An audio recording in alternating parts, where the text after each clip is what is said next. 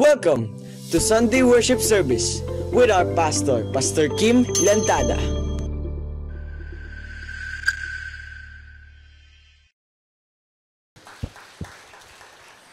Okay, let's talk about prayer. Pagkaraniwan o madalas, siyempre, nagpe-pray tayo, lalo na kung may pangangailangan tayo. No? There's nothing wrong with that. Ganun din pag ang sitwasyon natin, hindi mabuti. Okay, we are forced sometimes to pray. Okay? Diba, ng pandemic time, talagang lahat tayo ay nagawa po natin talagang hindi pwedeng hindi tumawag sa Diyos eh. Hindi po ba? Because it's beyond our control. Pangkaraniwan yan, if our situation is beyond our control, di po ba, that we need power that is more powerful than us. Naisip natin si God. Di ba? Ang Diyos, mga kapatid. Sa totoo lang naman, pinahintulutan tayo ng Diyos na lumapit sa Kanya. Kasi noon po talaga, walang makakalapit sa Diyos. Sa panahon na ang mga Israelites ay nabihag at nadala sa Ehipto, tumagal po ang panahon, wala nang nakakilala sa Diyos. Sapagkat ang Egypt, wala namang kilalang Diyos yan. Hindi nila kinikilala yung Diyos talaga. May sarili silang Diyos. Okay? So, nabihag for almost, sabihin na natin, 400 plus years. It was recorded, according to mga Bible scholars, ay 430 years namuhay sila sa Egypt, alipin. So ilang buhay na ang mga nawala ron? Ilang buhay o salinlahi na yon, mga kapatid? Hanggang totally nakalimutan na nila ang Diyos. Pero hindi naging maganda ang buhay nila sa Egypt. They were slave. At dumating yung time, nagawa nilang maalala ang Diyos. They cry out to God. Pero ang totoo, hindi talaga nila kilala ang Diyos. Alam nila na meron silang Diyos. Okay? Remember sa New Testament, si Pablo, nung pumunta siya sa isang lugar, yung mga tao ron, ang daming Diyos. Okay? Ang daming altar, iba-iba ang Diyos. May mga pangalan pa. Napansin ni Pablo, merong isang altar doon na tinatawagan nila at kinikilalang Diyos din pero walang pangalan. So sabi ni Pablo, napansin ko sa mga altar ninyo na may iba't ibang pangalang Diyos, maliban sa isa na tong altar na walang pangalan. Alam nyo ba, yung Diyos na ito, na hindi nyo kilala, ito yung ipinapangaral ko sa inyong Diyos. Naintindihan niya? So there is a possibility talaga. No? May mga ganyan. Ito mga Israelites, for how many years yun? So yung mga new generations na, hindi na nila talaga kilala ang Diyos. But they cry out to God. Bakit? Because of their situations. Narinig sila ng Diyos. Nakita ng Diyos yun. And because of that, pinadala niya si Moses. Are you following? Amen. So pinadala niya si Moses sa madaling salita. Nagawa ni Moses sa tulong ng Diyos, siyempre, na mapalaya ang mga Israelites going to the promised land, na pangako ng Diyos, na paglalagyan at ibibigay sa kanila ang buong lupain na yon. Kaya lang naisip ng Diyos ito. Siyempre, alam ng Diyos yon. Hindi siya kilala ng mga ito. Kaya naisip ng Diyos, Moses, okay? Kaya nga kahit ang Diyos nagpakilala kay Moses, di ba, through burning bush. So sabi ng Diyos kay Moses, Moses, idaan mo muna sila sa Mount Sinai sapagkat magpapakilala ako sa kanila. Ayokong maranasan nila ang promised land, milk and honey and blessings, nang hindi nila ako kilala. Dapat alam nila kung sino ang nagpalaya sa kanila at nagdala sa kanila sa promised land. Did you get that? Kaya nung nandun na sila sa Mount Sinai, ang Diyos Espiritu. God is Spirit, wala talagang makakakita sa Diyos. Okay? So, kaya ang Diyos nagpapakilala sa mga iba't ibang pamamaraan. Sa tinig. Sa boses. Kaya nung time na yun, nagpakilala ang Diyos sa mga Israelites through thunder and storms. Kidlat, kulog, na napakalakas. Because God is a big God. Okay? So, ganun ipinakilala ng Diyos. Bakit? Sapagkat sa dami ng mga tao, gustong i-establish ng Diyos for who really is. That He is a powerful God. So kaya nung kumulog ng malakas, nagsalita ang Diyos, natakot yung mga Israelites. Sabi nila, Moses, yan ba ang Diyos natin? Nakakatakot. Sabi nila, huwag kayo matakot. Hindi kayo tinatakot ng Diyos. Talagang ang Diyos natin ay makapangyarihan. Hindi mo pwedeng maliitin yan. Igagalang talaga natin yan. Kaya sabi ng mga tao, hindi Moses, ikaw na lang ang magsalita para sa amin. Okay. Kaya sabi ng Diyos, Moses, pagtatawagin siya, huwag mong palalapitin ng mga tao. Sapagkat ikamamatay nila kapag naranasan nila ang aking kabanalan. Because God is a holy God. Perfect. Kaya naglagay ng boundary ang Diyos. Sabi ng Diyos, ni daliri nila huwag lalagpas. Mamamatay sila. Ikaw lang ang pahihintulutan ko. So, ganon. Hanggang sa, okay, nakikilala na lang Diyos. Let's go to the promised land. Naging matigas ang ulo ng mga tao. Halos, hindi sila lumalapit sa Diyos. Kaya nagpasya nga ang Diyos eh. Nang bigyan sila ng pagkain, walang kukuha ng pang-isang linggo. Walang magre-reserve. Ang kukunin nyo lang eksaktong pagkain na kakainin nyo sa bawat araw. Kaya ang gagawin niyo, araw-araw lalabas kayo ng bahay at kukuha ng pagkain. So bakit ginawa ng Diyos yun? Sapagkat gusto ng Diyos, araw-araw silang lumapit sa Diyos. Hanggang to cut the long story short, nakakalimot sila sa Diyos. And God decided this. Moses, build a tabernacle.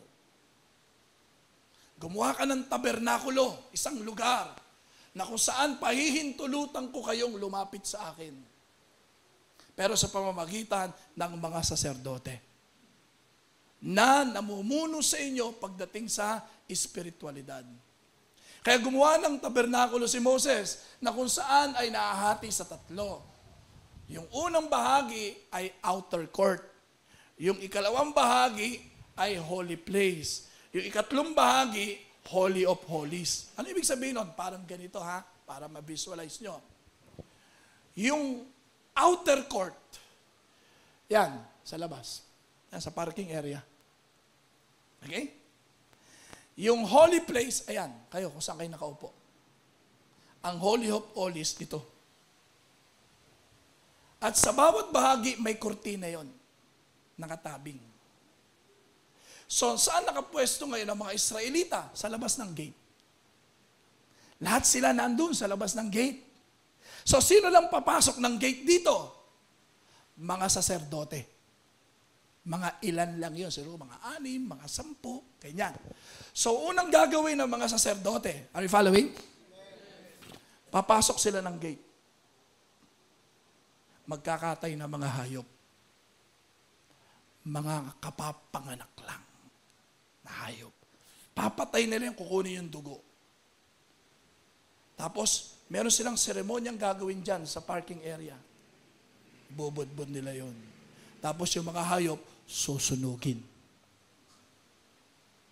So, I'm not going to in detail on that, So, pagkatapos silang gawin yon, papasok sila rito sa loob. Okay? Anong gagawin nila? Ayan, yung mga seremonya ng pagsamba. May mga ipe-prepare sila ng mga tinapay, mga ganyan, Tapos, mararanasan nila yung may mga sisindihan silang kandila, mga ganyan. Okay? Seremonya yon. Pagkatapos, yung pinakapunong saserdote, mayroong pinakapinuno, isa lang. Yun lang ang papasok dito. Sa Holy of Holies. Nandito yung kaban ng tipan na nagpapakita ang presensya ng Diyos ay narito. Naintindihan niya? Narito. So anong gagawin ng pinakapunong saserdote? Siya ang lalapit sa Diyos para sa mga Israelita sa labas. Ihihingi ng tawad sa Diyos. At ginagawa yon isang beses sa isang taon. So nagpasya ang Diyos na pwede na siyang lapitan na literal, nakakatagpuin nila ang Diyos. Saan? Sa lugar na ito, which is the tabernacle of Moses. Yung pinakapunong saserdote na narito, hindi po pwedeng may kasalanan, mamamatay. Did you get that? Ganun po nun. So umiral po yun hanggang lumipas ang panahon na naman, ang tao talaga matigas ang ulo. Tanong mo ang katabi, matigas ba ulo mo? Paulit-ulit na naman sa kasalanan. At nakakalimot sa Diyos at nalalayo sa Diyos. Kaya ipinahayag, lahat ay nagkasala talaga. Makasalanan. At ayaw ng Diyos na tayo nakasalanan sapagkat may kabayaran ng kasalanan. Pero ayaw ng Diyos na tayo mapahamak. And God decided for the last time sending His Son, Jesus Christ. Ang Panginoong Hesus mamamatay sa krus. Na mag-aalay ng kanyang buhay, mamamatay katulad ng mga hayop na pinapatay. At mag-aalay ng dugo, ibibigay sa Diyos bilang handog. Para saan? Katubusan ng ating kasalanan. Sa madaling salita, mula sa Panginoong Jesucristo hanggang sa panahon natin ngayon, kahit sino na nakay Jesus ay pwede nang lumapit sa Diyos. So bakit ko sinasabi yun? Sapagkat yan ang tatalakayin natin. Sapagkat ang tatalakayin natin, mga kapatid, nagpasya ang Diyos. Ginawa niya talaga yung tinatawag na prayer. Sapagkat ang prayer ay paglapit sa Diyos. Sapagkat ayaw niya na tayo ay mahiwalay sa Kanya. Sapagkat talagang ginawa tayo ng Diyos na makasama natin ang Diyos sa buhay. Amen? Siya palakpakan natin si Lord. Hanggang ngayon, umaasa ang Diyos. Hindi dahil kailangan niya tayo, kundi kailangan natin siya sa buhay natin. Umaasa siya na tayo ay lumalapit sa Kanya every day of our lives.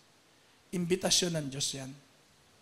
Prayer is an invitation from God every day. Do you pray? Every day? Really? So, that's why the title of this message is An Invitation to Pray. Sinasabi ko po ngayon, mga kapatid, that this year is a year of intercession. Importante sa atin, okay, na tayo po ay naglalaan ngayon ng panahon to pray. Magiging mahirap ang taong 2024, mga kapatid. But listen to this. God will make a difference. Yes, the Word of God says, the wealth of the wicked will be transferred to the righteous. Ang kayamanan ng mga hindi Christian ay ililipat sa mga anak ng Diyos. Alam niyo kung bakit? Ganito yan. Magiging mahirap ang sitwasyon. Damay tayo doon. Sapagkat nasa libutan tayo. Kita niyo nung pandemic? Porke ba Christian ka, pwede kang maglalabas? At hindi ka tatablan? Hindi. So nadamay tayo doon, di ba? So, ngayon, ipinakita ng Diyos yun. That it can happen. Sa taong 2024, ganyan ang magiging sitwasyon, magiging mahirap. But where is the difference? Ang Diyos natin, sabi nga sa inyo, babawi. Hindi dahil nagkulang siya. Okay? Dahil ito ay naging proseso niya sa kanyang mga anak na maturuan tayo ng tama, ng pagtitiwala sa Diyos. Ngayon, sa taong ito, God will make a difference. Magiging mahirap ang sitwasyon pa rin, pero God will bless His people. Para saan yun? Dapat tama. I-finance ng Diyos ang church. Tayo yun. I-bless tayo ng Diyos to fulfill His purpose. Bakit? Dahil magiging mahirap ang sitwasyon. Ang tao lalapit na naman sa Diyos. So kailangan malaman ng tao kung paanong lumapit sa Diyos. At ang gagamitin ng Diyos, ang mga anak ng Diyos. So we need a financial support for us to do that. Bakit? Walang libre sa panahon natin. So kaya dapat alam mo ngayon kung bakit ka ibe-bless ng Lord for His purpose. To save these people. Amen? Palakpakan natin si Lord. And for that to happen, importante, lagi kang maglaan ng panahon sa Diyos. Panalangin. Sabi ko sa inyo, nasa mga huling araw na tayo, nakapasok na tayo sa last days, mga kapatid. At dahil alam ng kaaway yun, maghahasik yan ng mga panlilinlang. Deception. Para kahit mga Kristiyano, yung tama, iisipin mong mali. Yung mali, maiisip mo, yun ang tama. So deceive ka ngayon. Confused ka ngayon. Kaya kailangan nyo ng panlaban sa deception, okay, and confusion, ay yung merong kang discernment. Ano yung discernment? Yung malinaw sa'yo kung ano yung sa Diyos at hindi sa Diyos. At malinaw at naiintindihan mo rin kung ano ang gagawin mo kapag nalaman mo kung ano yung sa Diyos at hindi sa Diyos. Ibig sabihin, magawa mo paling piliin kung ano ang sa Diyos. Hindi ka matutokso. Hindi ka matatakot na piliin kung ano ang sa Diyos. Bakit? Sapagkat malinaw sa iyo kung saan ka kabilang. Ikaw ay kabilang sa kaharian ng Diyos. Amen? Palakpakan natin si Lord. Are you following? That's why this year, it is very, very important now to really pray. Magkaroon ka talaga ng panahon sa Diyos, mga kapatid. That's why this is an invitation for us to pray. Jeremiah 33 verse 3. Andiyan pa ba kayo? Jeremiah 33 verse 3. Kaya dapat handa kang pagpalain ng Diyos. Amen? That makes the difference. But not just for yourself, but for the purpose of God. Jeremiah 33 verse 3, tumawag ka sa akin at sasagutin kita. At ipahayag ko sa iyo ang mga kahanga-hanga at mahihiwagang bagay na hindi mo pa alam. Tanungin kita, sa tingin mo ba alam mo na ang lahat? Kaya nga marami nag-aakalang alam na nila ang lahat. Pero napapahamak. Walang nagplanong mapahamak. Walang nag-isip at nagplanong masira ang pamilya. Pero maraming nasisirang pamilya pa rin. Maraming nasisirang mag-asawa, naghihiwalay, broken relationship, but they didn't plan it. But it happened. They didn't like it, but it happened. Nangyayari yun. It's happening. Maraming napapahamak ng mga kabataan, pero hindi nila gusto yun, hindi nila plano yun. Pero wala silang magawa. Bakit? Hindi kasi natin talaga alam ang lahat ng talagang ikabubuti natin.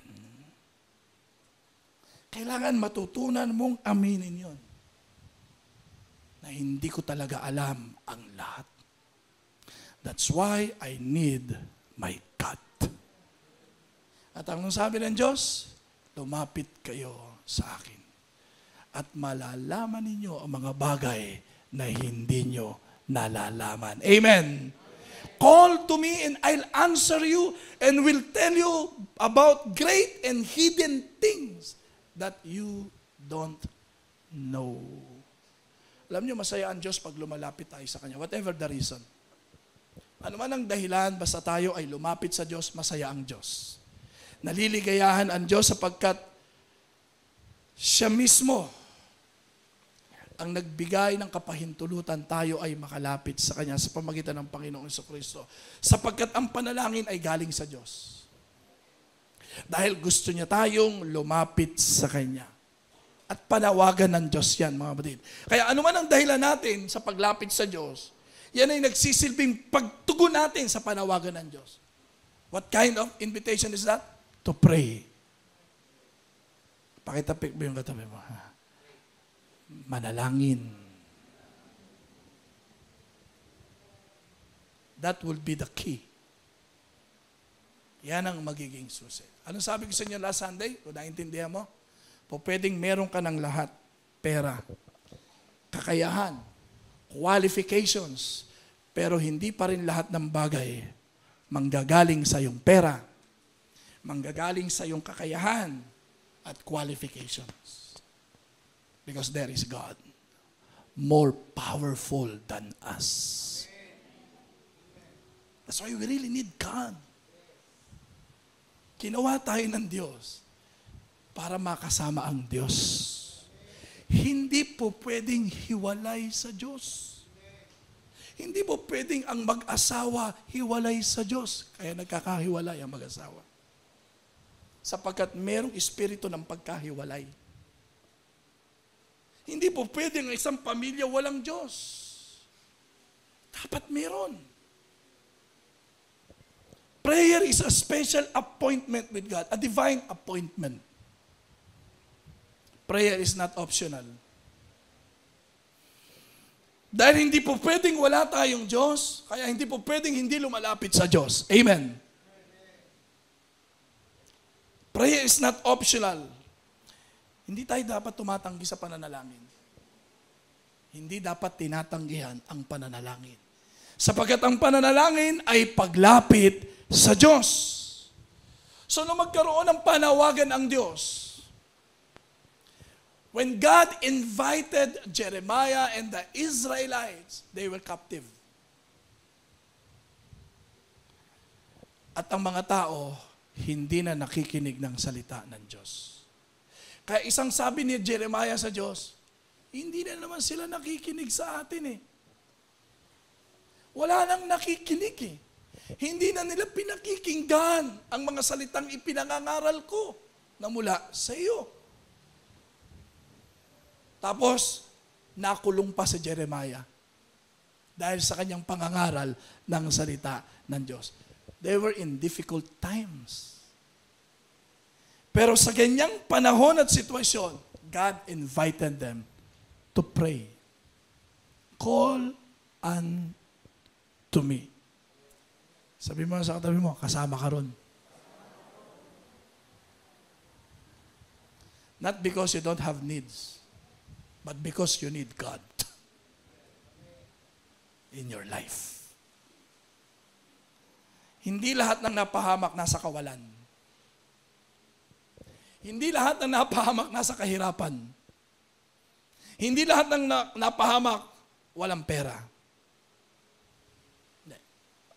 Marami ang napahamak na merong meron. Maraming napahamak, maraming pera. Hindi lahat ng napahamak dahil may sakit. Hindi lahat ng namatay dahil sa sakit. Did you get that? Maraming mga napahamak, hindi dahil sa sakit. Hindi lahat ng napahamak dahil sa kapalpakan. Hindi. See? That is why we don't just need God because we have needs. We need God because we need a God in our lives. More than us. Yung higit sa atin. Kahit meron ka na ng lahat, meron pa rin Diyos na nakahihigit sa lahat. Yun ang kailangan natin, mga kapatid. Kaya nga lahat pa rin ng tao, iba't iba man ng Diyos, tumatawag pa rin ng Diyos. Because they knew they need God in their lives. Ikaw, sa tingin mo ba? O sa tingin mo ikaw na ang Diyos? Sa tingin mo ikaw na yung pinakamagaling, pinakamalakas, pinakamakapangyarihan, pinakamay kakayahan. That's why I don't need God.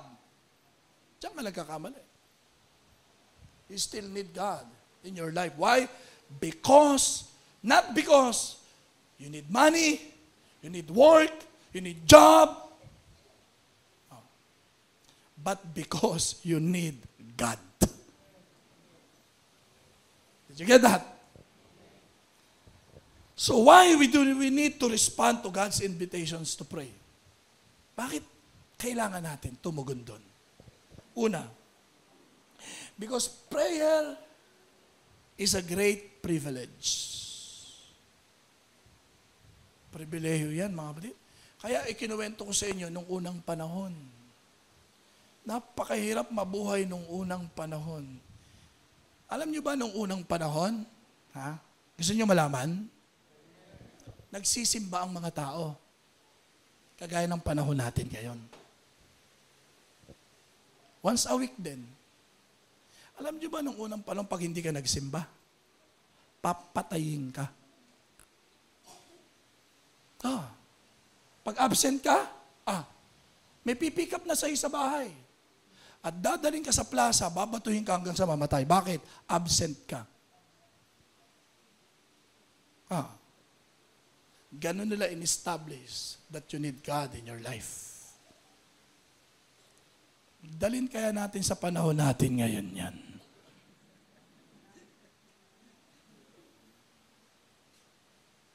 Ganun kaigpit ang paglapit sa Diyos. But praise God, we have this privilege because of our Lord Jesus Christ. Amen?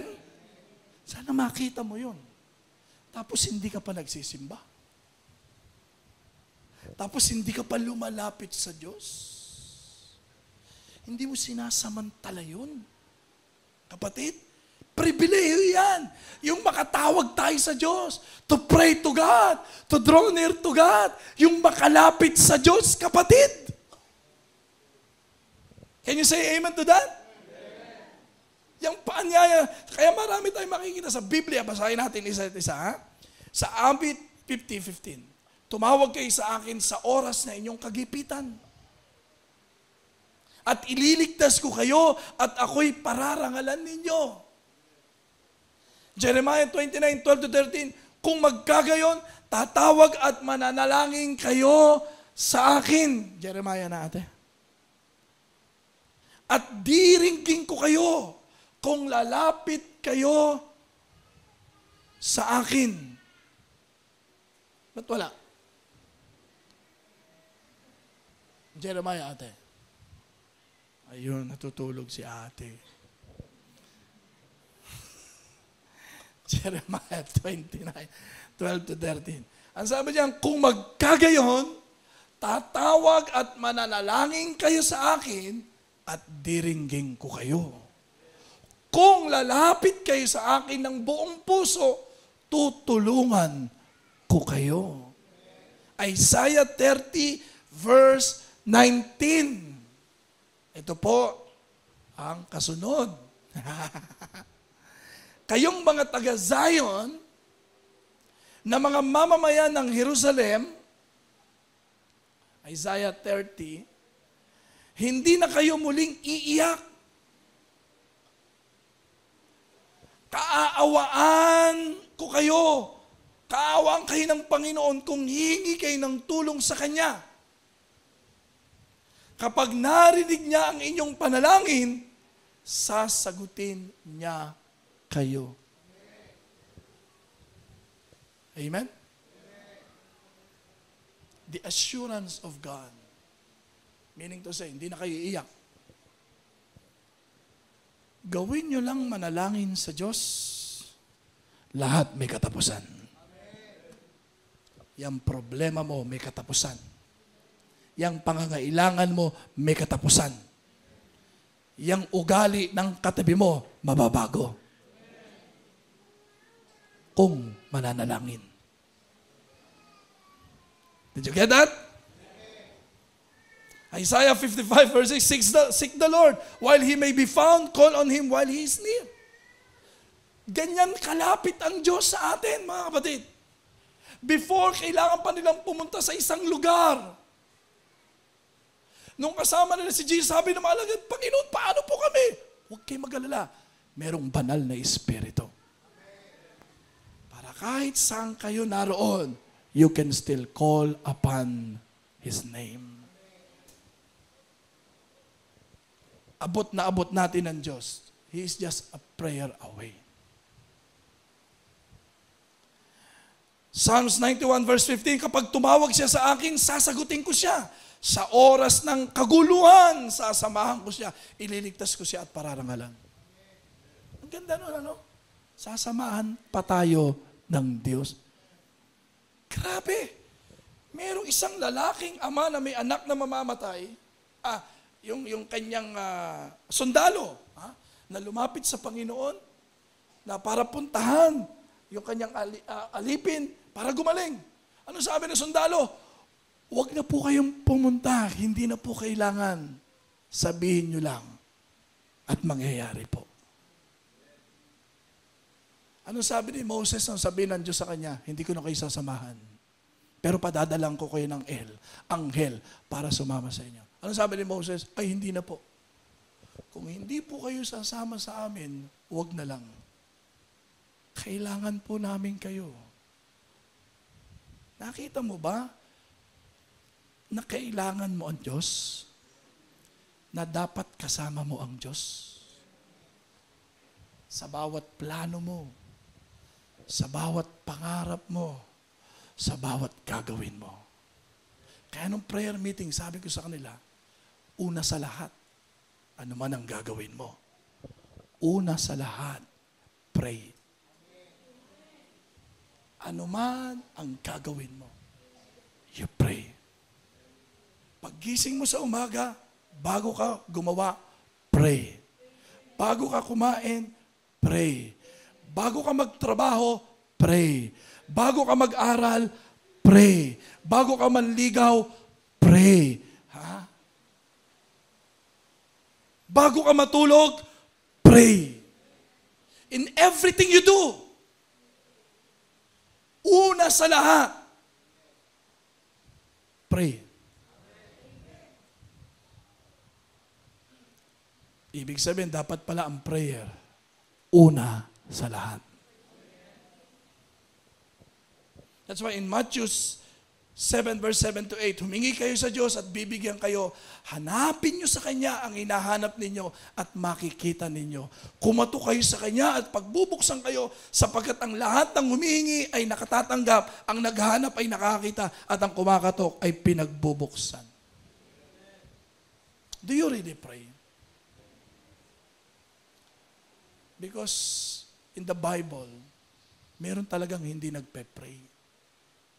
Kaya hindi nakatatanggap sa Diyos. Pag sinabi nating prayer, mga kapatid, you are not just talking and talking. Pag sinabi nating prayer, lalapit ka sa Diyos. Did you get that? Lalapit sa Diyos. Kaya sabi sa Santiago 4:2, pansinin nyo, hindi nyo nakakamtan ang mga ninanais ninyo dahil hindi kayo humihingi sa Diyos. Sometimes you're just expecting it and talking it and saying it, but you are not asking God. Because for you to ask God, para mahingi mo sa Diyos ang kailangan mo, dapat lumapit ka sa Diyos. Amen? See, that's the idea. Kaya sa ibang salin, call unto me, the other translation, cry out to me. Bakit ginamit ang saling cry o yung pag-iyak? Sapagkat lahat ng iniiyak natin mahalaga. Hindi mo gagamitan ng luha o pag-iyak ang isang bagay na hindi mahalaga sa iyo. Kaya sinasabi ngayon ng Biblia, cry out to me. Anong ibig sabihin? Ganyan mo pahalagahan ang paglapit sa akin. Isang mahalagang bagay, Isang importanteng bagay ang paglapit sa Diyos. Kaya isinalin, cry out to me. Naranasan mo na bang umiyak dahil nangailangan ka? Bakit mo iniyak? Sapagkat napakahalaga niyan. Ganyan din ba ang panalangin sa iyo? Ganyan din ba ang paglapit natin sa Diyos? I'm not saying literally, kada lapit mo kay Lord, umiiyak ka. No, kundi kada lapit mo sa Diyos, alam mong mahalaga ito. Importante ito. Hindi dapat binabaliwala ang paglapit sa Diyos. Mahalaga sa buhay mo yan, kapatid. Amen? Are you following? So another thing, it's a privilege. Another thing, prayer carries great promises. May pangako mga kapatid. Hindi lang tayo basta pinalalapit ng Diyos. Sapagkat merong nais gawin ang Diyos. At dahil pangako, hindi agad-agad nangyayari. Sapagkat ang Diyos ay gumagawa ng proseso at merong sistema at merong kaayusan at sa bawat itinakdang panahon. Kaya sabi, call to me and I will answer you. It's a promise. Maaring hindi ngayon, but don't stop praying. Because it's a promise na pag kayo'y nanalangin, I will answer you. Ano yung inilalapit mo? Ano yung gusto mong ilapit? Tutugon ng Diyos. It is a promise. Pangako ng Diyos yan. Kaya kung lumapit ka at hindi mo tinanggap, patuloy kang lumapit sa Diyos. Because prayer carries great promises. Ang Diyos ay tapat na Diyos. Amen? Hallelujah. Palakpakan natin si Lord. Sapagkat ito'y paanyaya at panawagan ng Diyos at kagustuhan at kalooban ng Diyos, yung gawin mong manalangin, lumapit sa Diyos, ay isang pagtugon sa paanyaya ng Diyos yan. At may pangako ang Diyos. So, prayer releases the promise of God. No one can stop it. Habang tayo ay nanalangin, pagpapahayag yan, na hindi maaring hindi gagawin ng Diyos ang kanyang pangako sa atin. Ano sabi ng Santiago 5:16? Mangagpahayagan nga kayo sa isa't isa ng inyong mga kasalanan at ipanalangin ng isa't isang iba upang kayo'y magsigaling. Malaki ang nagagawa. Sino yan?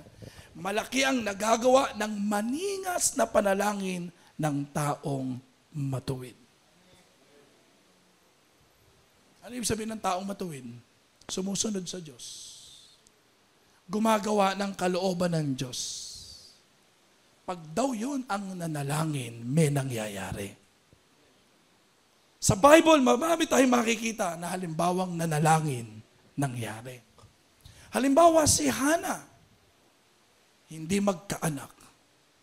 But she prayed for a son. Tumugon ng Diyos. Bakit? Naglaan ng panalangin. Laging nasa templo ng Diyos at laging nananalangin. Nabigyan siya ng anak. Though it seems, but it's really impossible for her to bear a child. But with God, nothing shall be impossible. Elijah, nanalangin ng hindi umulan for 3.5 years. Nanalangin siya sa Lord, wag pong umulan ng 3 taon at kalahati. Hindi umulan. At nung manalangin siyang umulan, umulan. Naalala ko tuloy yung prayer natin nung nagko-crusade tayo sa Tatala. Sobrang dilim. Nasa open court kami. Sa Tatala, sa taas. Nag-crusade kami ron. 80 ang dumalo ron. Sobrang dilim sa paligid. Mga kapatid, nagtitinginan na kung mag-aalisan ako. Hindi. Sabi ko, no, we'll stay. And we pray not to rain. Yes. Pero isipin ninyo, baka naman talaga hindi umulan, Pastor. No. Umulan sa paligid namin. Hindi lang umulan dun sa lugar ng basketball court. Saan kayo nakakitang basa ang paligid, pero sa court, hindi basa? Bakit? Hindi umulan. Ewan ko sino yung mga nakasama rito nun. Why? Not because of me, but because we pray. It happened. Miracle po yun, mga kapatid. Daniel pray for an interpretation sa dream ng Paraon. Bakit papatayin sila? Pag walang nakapagsabi ng panaginip ng Paraon, na kung saan ay si Nebuchadnezzar, na kung saan si Nebuchadnezzar lang ang nakakaalam ng panaginip. At papatayin ang mga hindi makakaalam ng panaginip at makapagpapaliwanag ng panaginip. Pero anong ginawa ni Daniel? Pray. Nalaman ni Daniel kung ano yung panaginip ni Nebuchadnezzar at nagawa niya itong ipaliwanag. Yan ang nagagawa ng panalangin. Samson pray for a second chance. Sapagkat sa kanyang pagkakamali, natukso siya ng babae. Pero sabi ni Samson, humingi siya ng ikalawang pagkakataon. Bigyan niyo po ko ng isa pang pagkakataong maranasan ang tagumpay. Dahil nanalangin, tinugon ng Diyos. Si King Hezekiah, mamamatay dahil sa sakit. At mismong ang Diyos ang nagsabi sa kanya, ay Isaiah, sabihin mo sa kanya, mamamatay na siya dahil sa kanyang sakit. Pero nanalangin si King Hezekiah, Lord, sumunod ako sa iyo. Naging masunurin ako sa iyo. Pagbigyan niyo po akong mabuhay. Habang papaalis si Prophet Isaiah, kinausap siya ng Diyos, balikan mo si King Hezekiah. Sabihin mo, mabubuhay pa siya. At nabuhay pa si King Hezekiah ng 15 taon. Why? Because he prayed. Si Peter and John, nang may madaanan sila, nakita nila lumpo, nagkaroon ng malasakit. Nanalangin para sa lalaking ito. Nakalakad. Bakit nakalakad? May nagpray. Nakita niyo yung kahalagahan ng prayer? Si Ananias, sumunod sa Diyos, idinalangin si Pablo, mamamatay tao, kinatatakutan. Pero nabago ang buhay. Bakit? Pray. Tingnan mo yung katabi mo. Sabi mo, prayer lang yan.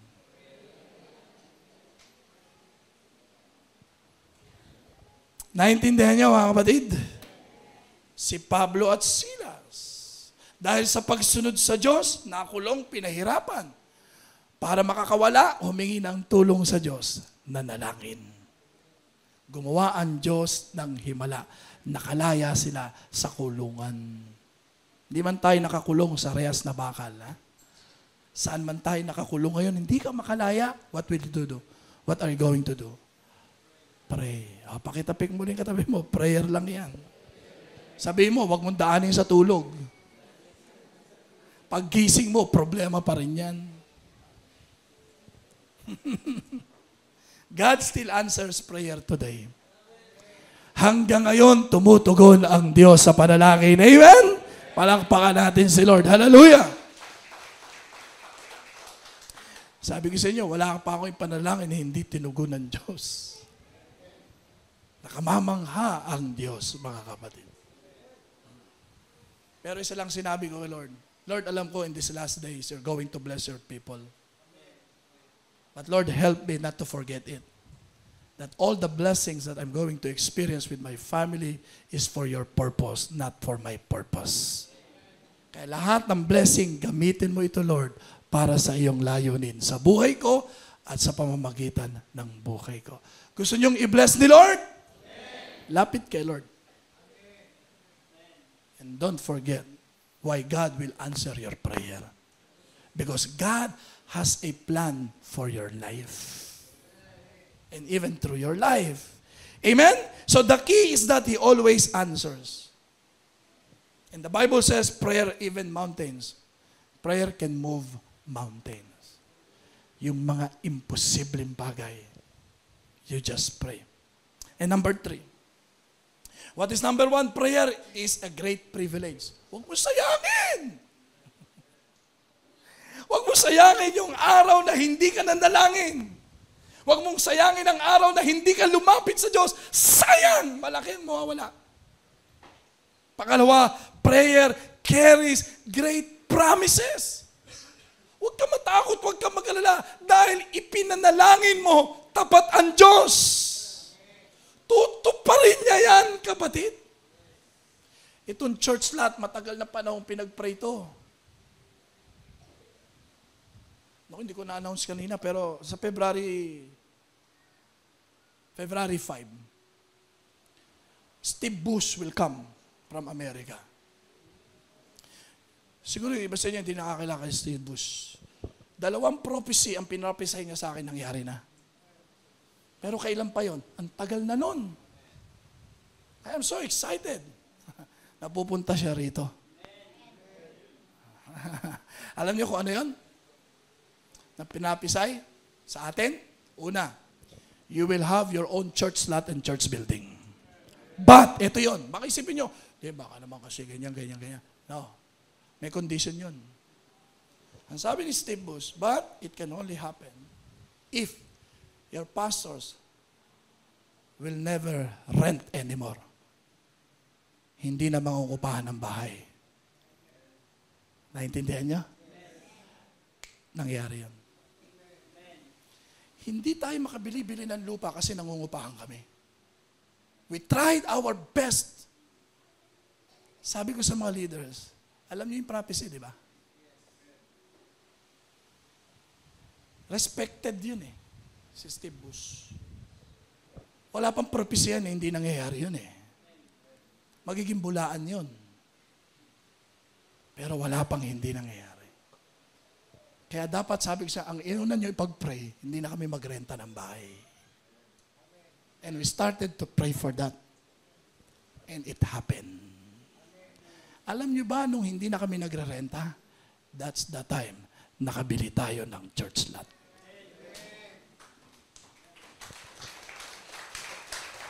Ano pa? Ha? Yung sasakyan ko. Sa akin is Steve, you will have your own car. And very specific, silver color. That time, pang-apat na sasakyan ko na po yan. Yung unang sasakyan ko, blue. Pero wala pa si Steve Bush nun. Okay? Nung dumating siya, nagkasasakyan ako, red. Sabi ko, dumating uli siya rito. Sabi niya, that's not my prophecy. Sabi ko, Steve, sabi ko, I have my own car now. Let's have a picture. Nung tinignan niya, it's color red. No, it's silver. Kaya nagkaroon ako ng Innova silver color. Naintindihan nyo? And God is a God of increase.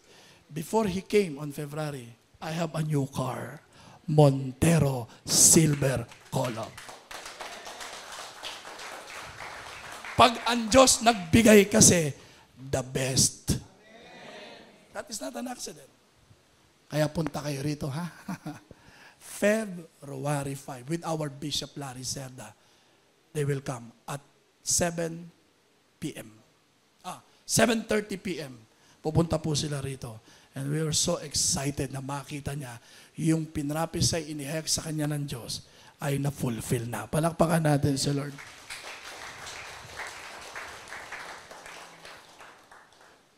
prayer has great power. But there is no power in prayer. Has great power. Hindi porke nag-pray ka mangyayari. Hindi ganun yun, mga kapatid. Parang sistema ngayon. Okay? Kanina nawalan ng ilaw dito. Nawalan ng sounds, nawalan ng kuryente, mga kapatid. Nawala. Okay? Bakit?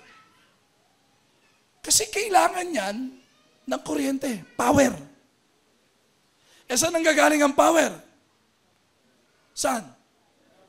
Meralco agad? Sa kable, di ba? Ay, mga kable yan, di ba?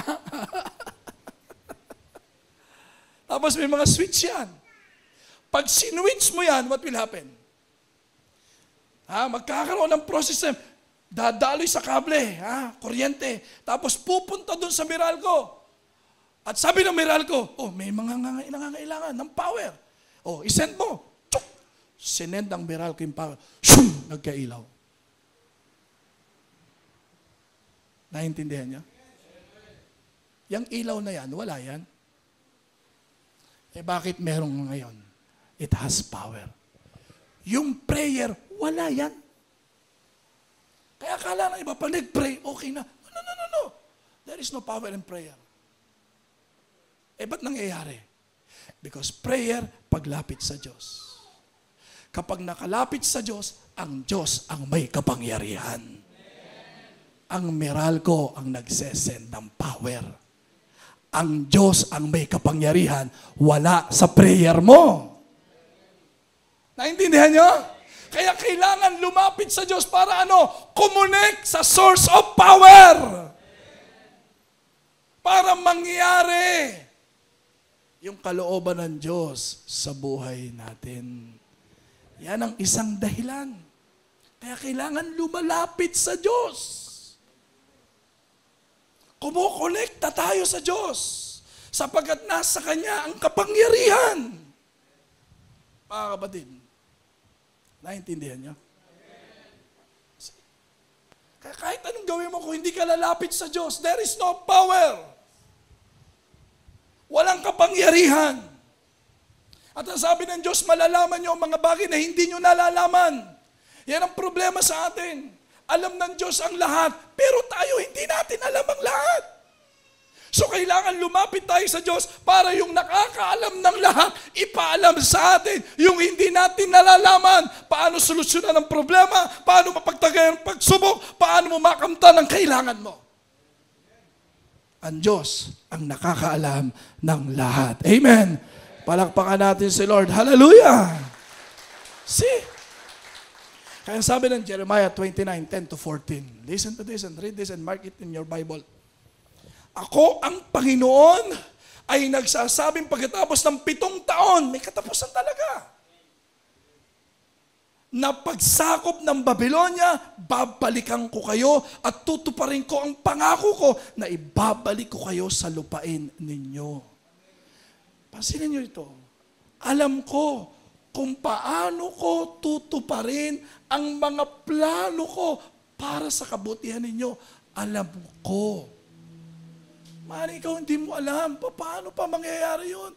Hindi mo alam yan. But you pray. Lumapit ka sa Diyos. Bakit? Sabi niya, alam ko. Kung paano ko tutuparin ang mga plano ko para sa inyo. Para sa kabutihan ninyo. Hindi sa kamasamaan ninyo. At plano para bigyan kayo ng pag-asa na magkaroon kayo ng mabuting kinabukasan. Kung magkagayon, tatawag at mananalangin kayo sa akin. Are you following? At diringgin ko kayo. Kung lalapit kayo sa akin ng buong puso, tutulungan ko kayo. Oo, tutulungan ko kayo at ibabalik muli sa pagkakabihag, mula sa pagkakabihag. Titipunin ko kayo mula sa iba't ibang bansa na pinangalatan ko sa inyo at ibabalik ko kayo sa sarili ninyong lupain. Wow. It will happen. Because He is a powerful God. Sinong gagawa? Ang Diyos. I do believe this year, God has a wonderful things in store for us this year, 2024. Magiging mahirap. But God will make a distinction. Hindi hayaan ni Lord na mahirapan ka. Kaya magtataka sila kung bakit ikaw pinagpapala ka ng Diyos. Anong susi mo? Lagi kang lumalapit sa Diyos. Palakpakan natin si Lord. Hallelujah. At this year, yan ang magiging susi natin at susi mo sa buhay. Sapagkat ikaw ay may panalangin. Lamang ang may panalangin sa taong 2024. Let us all stand up. Hallelujah.